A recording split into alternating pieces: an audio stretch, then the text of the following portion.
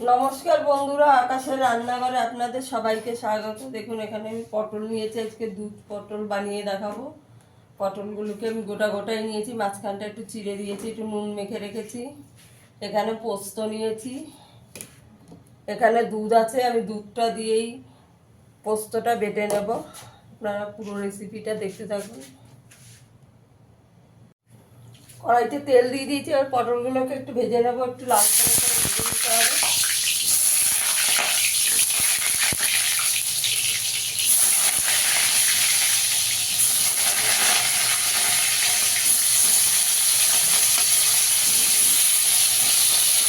ভালো করে ভেজে নেবো পটলগুলো।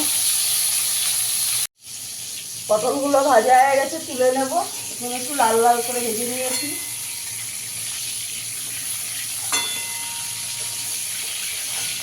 লাল লাল করে ভেজে নিতে হবে পটলগুলো। এই যে দেখুন এইভাবে ভেজেছি, বাকি পটলগুলো ভেজে নেব। সব পটলগুলো ভাজা হয়ে গেছে, একটু এলাচ দারচিনি ফোড়ন দিয়ে দেবো,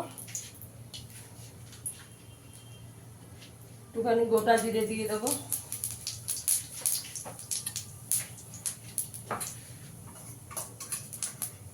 তাহলে আমি 1/2 চামচ আদা আর একটু কাঁচা লঙ্কা বাটা দিয়ে দেবো।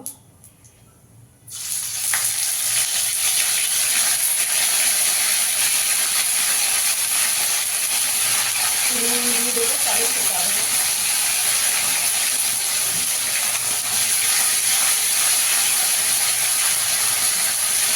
এখানে আমি পোস্তটা বেটে রেখেছি, একটু দুধ দিয়ে পোস্ত বাটাটা দিয়ে দেবো।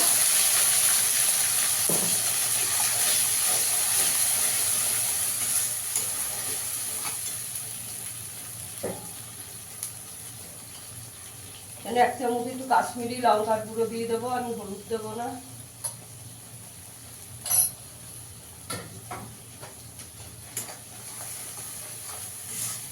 পোস্ত বাটাটা ভালো করে একটু কষিয়ে নেব।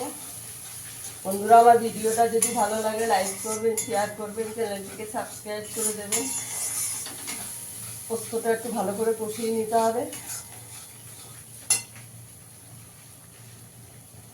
পোস্তটা আমার ভালো করে কষানো হয়ে গেছে, পোস্ত দিয়ে তেল ছেড়ে গেছে। এবার ভেজে রাখা পটলগুলো দিয়ে দেবো।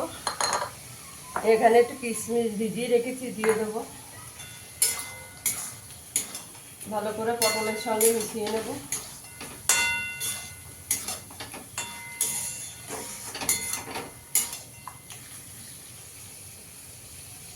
চাপা দিয়ে দেবো।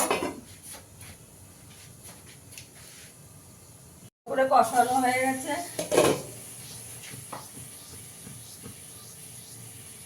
আমি এখানে দুধ নিয়েছি, দুধটা দিয়ে দেবো। একদম গ্যাসের আঁচটাকে কম করে, নাহলে দুধটা ফেটে যেতে পারে।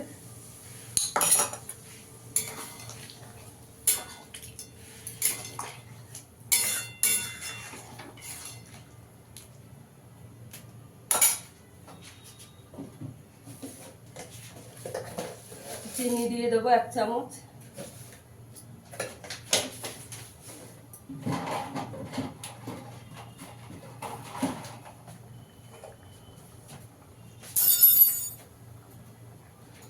একটু গরম মশলা দিয়ে দেবো।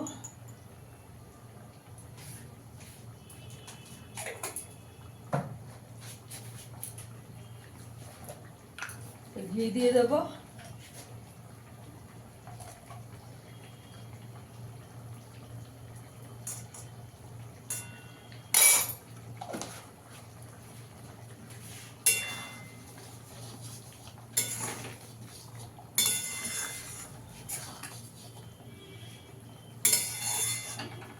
দু মিনিট ফুটিয়ে নেবো। আমার দুধ পটলটা একদম হয়ে গেছে।